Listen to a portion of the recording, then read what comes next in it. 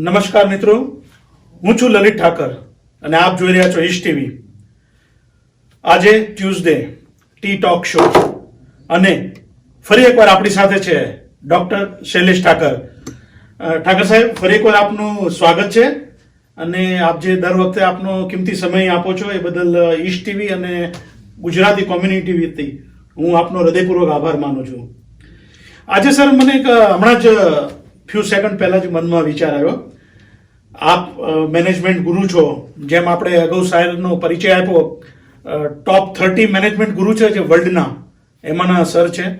Motivational speeches, workshop, એમાં એમણે ખૂબ કામ કર્યું છે. 100થી વધારે પુસ્તકો લખ્યા છે, 20,000થી વધારે એમણે વર્કશોપ કર્યા છે, 19,000થી વધારે કલાકોનો તેઓ રેકોર્ડ ધરાવે છે સ્પીચીસ આપવાનો.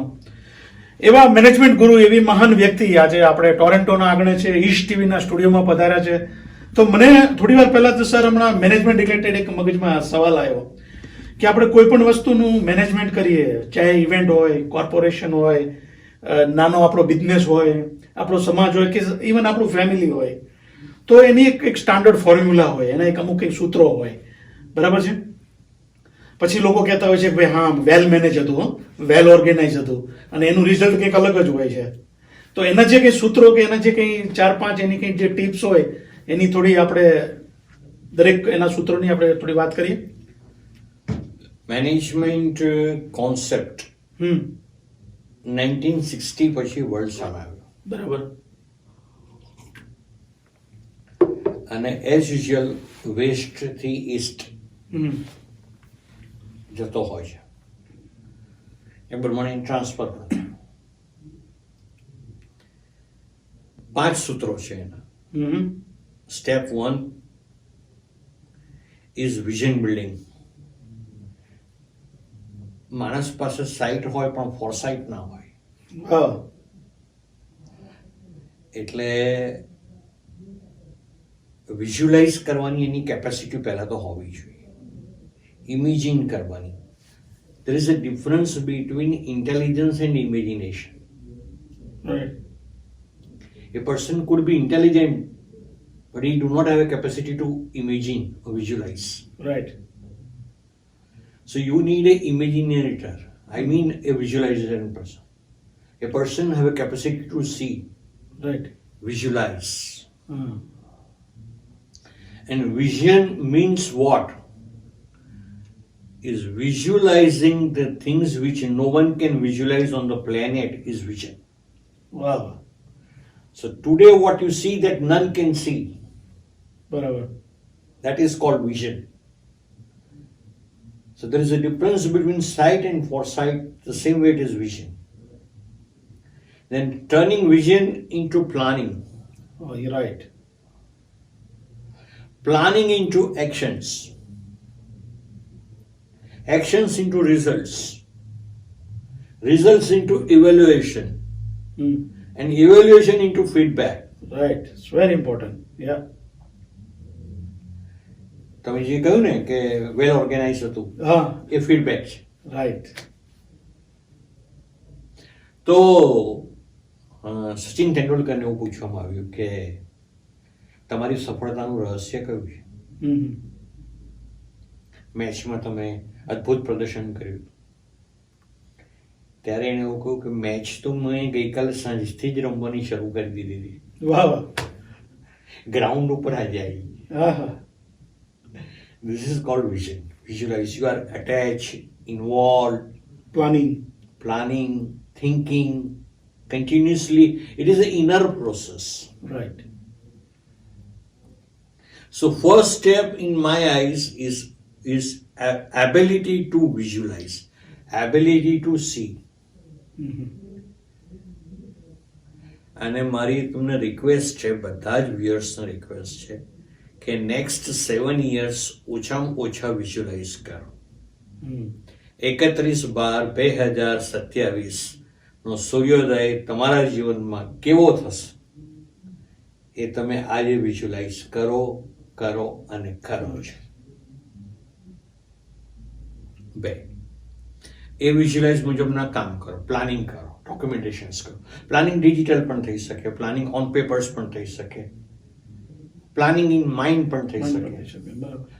ઘણા માણસો મેં જોયેલા છે કે ઇન્ટરનલ સ્ક્રીન પર ક્લેરિટી, મેં જોયું છે કે આપણે ત્યાં 5 સેન્સીસ કહેવાય છે હા.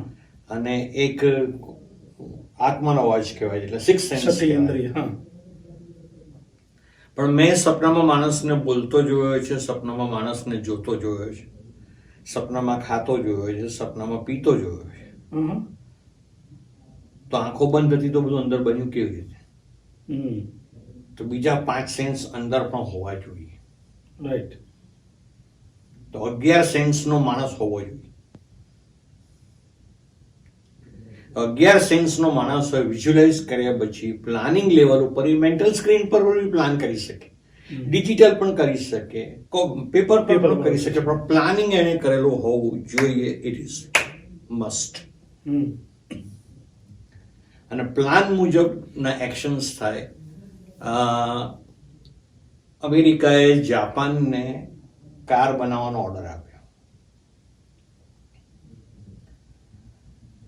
અને કહ્યું કે અમે 3 ડિફેક્ટિવ પીસ એલાઉ કરીશું, 3 થી વધારે અમે એલાઉ નહીં કરીએ. અને પછી MOU ટર્મ્સમાં ઘણી બધી ટર્મ્સ થઈ. જાપાને પછી એને ડિલિવર કર્યો. તો ડિલિવર કર્યો ત્યારે એવું લખ્યું કે અમે તમને 100 કાર મોકલીએ છીએ ઓર્ડર મુજબની, અને 3 જુદી મોકલીએ છીએ જે તમે ડિફેક્ટિવ કહી હતી એમાં ડિફેક્ટિવ છે એ 3 જુદી જ મોકલીએ છીએ જેથી તમને આઈડેન્ટિફાય થઈ શકે. પણ આ 100માં તો અમે એક પણ ભૂલ નથી જેવું અમે ગેરંટી કરીએ છીએ, એટલે 100 જ મોકલીએ છીએ. પણ તમારે ડિફેક્ટ પેલી 3 શરત નિયમ MOU ખોટો ના પડે એટલા માટે 3 ડિફેક્ટિવ મોકલીએ. તો એક્શન્સમાં જ્યારે આવે છે 10 સિગ્મા આવે છે, સિગ્મા બ્લેક હેટ આવે છે, બ્લેક કમાન્ડો સર્ટિફિકેટ્સ આવે છે, 10 સિગ્મા આવે છે. એવિએશન ઇન્ડસ્ટ્રી, એરલાઇન્સ ઇન્ડસ્ટ્રી એ 10 સિગ્મા ઉપર કામ કરે છે. એક પણ ભૂલ પોસાય નહીં, કેમ કે ભૂલ થાય તો માણસ મરી જાય, તો જીવન ખતમ થઈ જાય. તો ભૂલ ન થાય. Errorless organization is called 10 sigma. અચ્છા, very good. When there is no error, there is no chance of error. It is called 10 sigma. So normal industries, health industry, hygiene industry, every industry 6 sigma ઉપર કામ કરતી હોય. પણ 10 sigma is a errorless organizations, જેમાં aviation industry કામ કરતી હોય. એક્ઝિક્યુશનમાં આવો ત્યારે મારું એવું કહેવું છે 87% તમારો રેશિયો હોવો જોઈએ. પ્લાનિંગ થયું હોય એનું 87% ડિલિવર થવું જ જોઈએ એક્શનમાં. I have seen lot of people in my life who are excellent on planning, worst on action.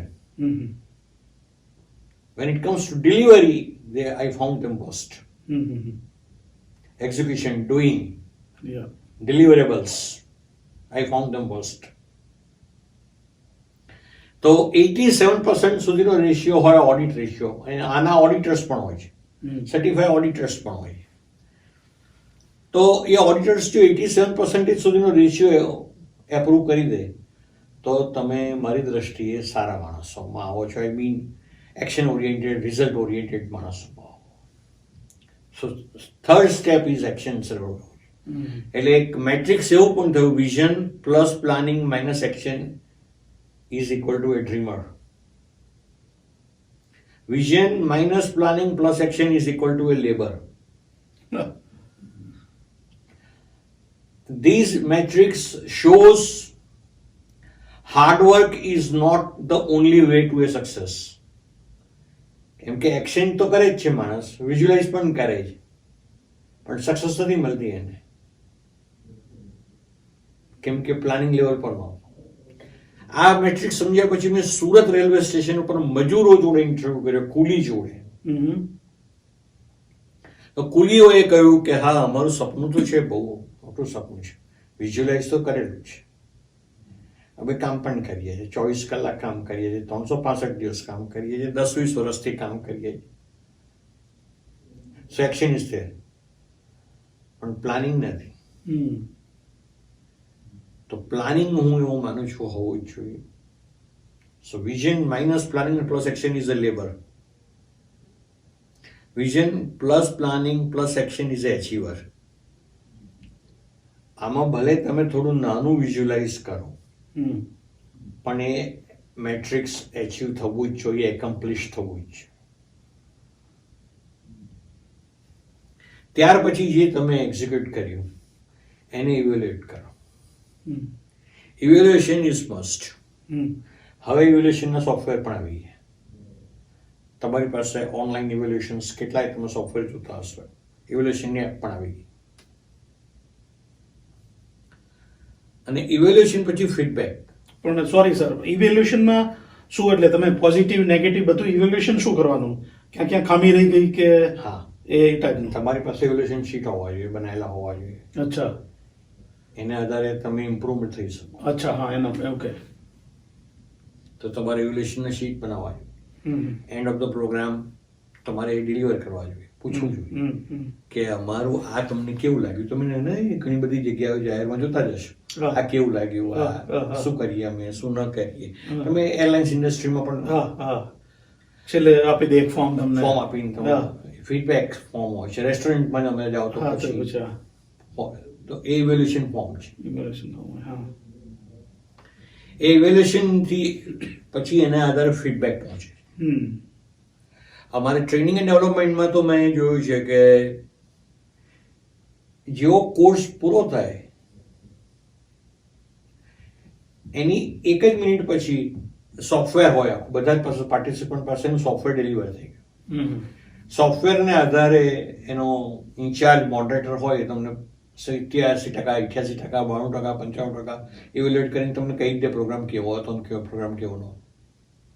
અને ફેકલ્ટીને ફરી ઇન્વાઇટ કરવા કે ના કરવા, કોચને ફરી ઇન્વાઇટ કરવો કે ના કરવો એ તરત જ કહી દે. બરાબર. અને લાસ્ટ ઇઝ ફીડબેક.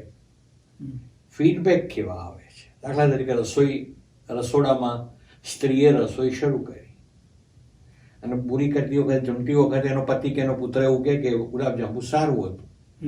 તો આ ફીડબેક છે. ગુલાબજાંબુ શરૂ થયેલું, એ વિઝ્યુલાઇઝ થયેલું, બનાવવાનું, આ ફીડબેક છે. હું એવું માનું છું આ 5 પ્રોસેસ જીવનની છે અને બહુ જ મહત્વની પ્રોસેસ છે મારી દ્રષ્ટિએ. રાઈટ. ઇવેલ્યુએશન અને ફીડબેક ઉપર આપણે ત્યાં કામ નથી થયું. લગભગ બહુ જ ઓછી જગ્યાએ કામ થયું પણ છે. પણ હું એવું માનું છું ઇવેલ્યુએશન અને ફીડબેકને આધારે તમે સેલ્ફ ઇમ્પ્રોવાઇઝેશન પ્રોસેસમાં જાઓ છો, રીએનાલિસિસ પ્રોસેસમાં જાઓ છો, રીડિફાઇન, રીઇન્ટ્રોસ્પેક્શન્સ, રીકેપિટલાઇઝેશન. હમણાં રી વાળો ટાઈમ આવી ગયેલો છે. આ તમે અત્યારે એ ટાઈમમાં છો જ્યાં રી પ્રોસેસના ટાઈમમાં છો. રાઈટ. દાખલા તરીકે ટકા આપણે ત્યાં 100 શોધાતા, હવે અત્યારે કેટલાય ટકા લાખ ઉપર થઈ ગયા. રેશિયો લાખનો થઈ ગયો. તો તમે એ 100% કેવી રીતે ખોદશો? રીડિફાઇન કરવું પડે તમારે ટકાને. હવે તો તમે રીપ્રોસેસમાં, ફીડબેકને આધારે રીઇવેલ્યુએશન પ્રોસેસમાં જશો. રાઈટ. એને આધારે તમે રીપ્લાન કરી શકશો. રીપ્લાન કરી, પાછું એક્ઝિક્યુટ કરી, પાછું ઇવેલ્યુએશન કરી, પાછું ફીડબેક લઈ, ફરી પાછી પ્રોસેસમાં જવું જોઈએ. બરાબર. આ મને લાગે છે આખી મેનેજમેન્ટની પ્રોસેસ છે, જે નોલેજ બેઝ પ્રોસેસ છે. Finally management is what is concern with knowledge. Knowledge base process છે. આ પ્રોસેસમાં જવાથી મને એવું લાગે છે કામ થાય છે, ઉપયોગી થાય છે. અને અહીંયા આગળ દાખલા તરીકે ઈગો હોય તો ઇવેલ્યુએશન ના થાય. મારું બધું પરફેક્ટ જ હોય, સાંભળવાની જરૂર જ, ફીડબેકની જરૂર જ. અને તમે મને કેનાર કોણ કહી? આ ઈગો હોય છે. આ ઈગોથી તમે ઇમ્પ્રુવ નથી થતા. રાઈટ. હું એવું માનું છું ઇમ્પ્રુવ થવાના ચાન્સીસ ફીડબેક અને ઇવેલ્યુએશનમાં રહેલા. રાઈટ. એટલે પાંચેય કેપેસિટી હોવી જોઈએ. અને સૌથી મહત્વની જે મેં એક વસ્તુ જોઈ છે કે ટર્નિંગ વિઝન ઇન્ટુ રિયાલિટી, આ પ્રોસેસ છે. કેટલો તમારો પાવર છે. લેન્ડલાઇન ને બદલે માણસ પાસે મોબાઈલ હોવો જોઈએ. તો મોબાઈલ ઇઝ અ વિઝન. હવે મોબાઈલનો ફીડબેક શું છે? દાખલા તરીકે હમણાં વોટ્સઅપના વિડીયો કોલ કે ઓડિયો કોલ ઇન્ટરનેશનલમાં નથી થતા, રીડિરેક્શન્સમાં ફોન જતો રહે, તો આ ફીડબેક છે. તો આ ફીડબેકને હવે આધારે વોટ્સએપ કંપનીએ શું કરવું જોઈએ? રાઈટ. તો હું એવું માનું છું ફીડબેકથી ઇમ્પ્રુવમેન્ટના ચાન્સ રહે છે. ઇમ્પ્રુવમેન્ટ ધીરે ધીરે તમને પરફેક્શન પાસે લઈ જાય છે. Perfection is nothing but again a perception. What do you call perfect? You call perfect, I say imperfect. Or I call perfect, you say imperfect. So perfection is also a perception. Right. Improvement is a wonderful idea. ગઈકાલ કરતા તમે આજે વધારે સારા બનો, ને આજે સારા બન્યા એમાં જો પાછી કાલ ઉગી ગઈ, કાલ તો ઉગવાની છે, તમે રહ્યા કે નહીં એમ. રાઈટ. તો તમે રહ્યા અને તમારી કાલ ઉગી એમ, તો તમે ઇમ્પ્રુવ ગઈકાલથી આજ સુધી ઇમ્પ્રુવ થઈ શકો છો. આમ હું એવું માનું છું improvement is a wonderful idea, perfection is not a great idea. Turning vision to reality is a wonderful idea. Evaluation અને ફીડબેક ઉપર માણસે કામ કરવું જ જોઈએ. રાઈટ. અને એ તો જ કામ કરી શકે કે જો એ સાંભળતો થાય, રાઈટ, જોતો થાય, અવલોકન કરતો થાય, નિરીક્ષણ કરતો થાય, સાંભળતો થાય, સ્વીકારતો થાય, તો જ અવલોકન થઈ, તો જ ઓબ્ઝર્વેશન થઈ શકે. આઈ મીન ઇવેલ્યુએશન્સ થઈ શકે. અને ઇવેલ્યુએશન કર્યા પછી એને ફીડબેક લેવા જોઈએ. અને બીજું સર, આ મેનેજમેન્ટમાં ઘણી વખત કોઈ વ્યક્તિ ઇન્ડિવિડ્યુઅલ બહુ સારો હોય, બહુ પાવરફુલ હોય, પણ ટીમમાં કામ ના કરી શકે, તો ટીમ વર્ક કેટલું અગત્યનું છે આ મેનેજમેન્ટમાં? હું તમને એવું ડિફાઇન કરું કે હાર્ડ સ્કિલ્સ તમારામાં આવી જાય, પણ સોફ્ટ સ્કિલ્સ ના આવી શકે. સોફ્ટ સ્કિલ્સ શીખવી પડે. રાઈટ. 36 સોફ્ટ સ્કિલ લિસ્ટેડ છે, એમાંની એક ટીમ વર્ક છે. ગઈકાલે ઇન્ડિયા ઓસ્ટ્રેલિયાની T20 મેચમાં હાર્દિક પંડ્યાએ મેન ઓફ ધ મેચનો એવોર્ડ એને પોતાને અપાયો હતો, એ એને પાછો આપી અને એના કલીગને આપ્યો. એને એવું કહ્યું કે આ મારા કરતાં સારું તો આ રમ્યો, તો તમારે આને આપવો જોઈએ. આ ટીમ વર્ક છે. એના થોડા દિવસ પહેલા મેરેથોન દોડ થાય છે અને એમાં ઇંગ્લેન્ડ અને સ્પેન બેના રનર કામ કરતા હોય છે, અને છેલ્લી મિનિટે સ્પેનના રનરથી એક નાની ભૂલ થઈ જાય છે, એટલે આગળ ખોટે રસ્તે જતો રહે છે, જે કદાચ 10-15 સેકન્ડનો જ છે, 10 સેકન્ડનો છે. અને પછી એ પાછો આવે છે અને પછી ટ્રેક ઉપર જોઈન થઈ જાય, એના લીધે બીજા નંબર ઉપર આવી જાય. ત્યારે પેલો પહેલા નંબર વાળો સ્લો ડાઉન થઈ અને બીજા નંબર વાળાને આગળ મોકલી દે છે. અને કે ભાઈ રેસમાં તો તું જ હતો, હું નહોતો, હું તો પાછળથી આવેલો. પેલી ભૂલના લીધે તું પેલી બાજુ દોડી ગયો. માર્કિંગ કદાચ તારા ધ્યાનમાં નહીં હોય એટલે તું એ બાજુ દોડી ગઈશ, પણ તારે વિનર થવું જોઈએ, મારે રનર અપ થવું જોઈએ. You deserve better. આ મને લાગે છે ટીમ વર્ક છે. અને ટીમ વર્ક કોઈ પણ સંજોગોમાં દરેક વ્યક્તિએ શીખવું જ જોઈએ. દરેક વ્યક્તિએ કહું છું હું તમને. બરાબર. ઇન્ડિવિડ્યુઅલ તમે એક્સેલન્ટ હો, પણ શક્ય છે ટીમમાં તમે વર્સ્ટ હો. શક્ય છે, 100% શક્ય છે. તમારા લીધે આખી ટીમ ડિસ્ટર્બ થઈ. મેં છેલ્લા 25 વર્ષમાં જોયેલી કદાચ સૌથી સારી ટીમ હોય તે ઓસ્ટ્રેલિયન ક્રિકેટ ટીમ છે. Australian cricket team magic create કરી શકતી હતી. એનું રીઝન એ હતું ટીમવર્ક હતું, ઇન્ડિવિડ્યુઅલ શો નહોતો. Right, that's true. તમે અત્યારે ઇન્ડિયન ક્રિકેટ ટીમ જોશો, a captain is marvelous, so captain is a leader, but what about the entire team? The team show હું એવું માનું છું, ટીમ શો, હોમ મેનેજમેન્ટ આખું જ ટીમ શો છે. બરાબર છે. કંપની લેવલના વર્કિંગ આખા જ ટીમ શો છે. સ્પોર્ટ્સ, સાયન્સ એન્ડ ટેકનોલોજીના આ બધા ફિલ્ડ છે, બધા જ ટીમ શો છે. યા, ટીમ શોનું ઇમ્પોર્ટન્સ ખૂબ છે, ખૂબ છે, અને દરેક વ્યક્તિએ શીખવું પણ જોઈએ. True. Thank you very much sir. આપણે ફરી એક વખત સમય આપ્યો અને સુંદર મજાની વાતો આપણે કરી. મેનેજમેન્ટ શું છે, મેનેજમેન્ટ કઈ રીતે થાય અને ટીમમાં રહીને કઈ રીતે કામ કરાય, એકબીજાના વિચારોને, એકબીજાની ટેલેન્ટને સન્માન આપી અને ટીમ માટે, કોમ્યુનિટી માટે, એકતા માટે ટીમવર્ક બહુ મહત્વનું છે.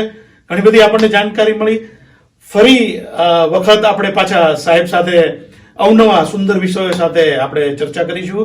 જોતા રહો Tuesday 8 o'clock T talk show with Ish TV only. Thank you very much.